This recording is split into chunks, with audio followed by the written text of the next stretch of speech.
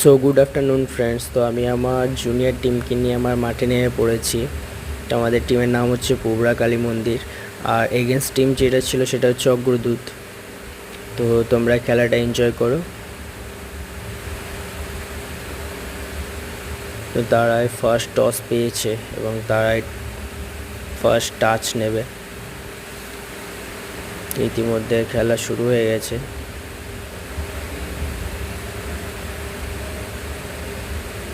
So এখানে রাজা আমাকে খুবই ভালো বল দিয়েছে, আমি এটা গোল করতে পারলাম না, খুবই আফসোসের ব্যাপার।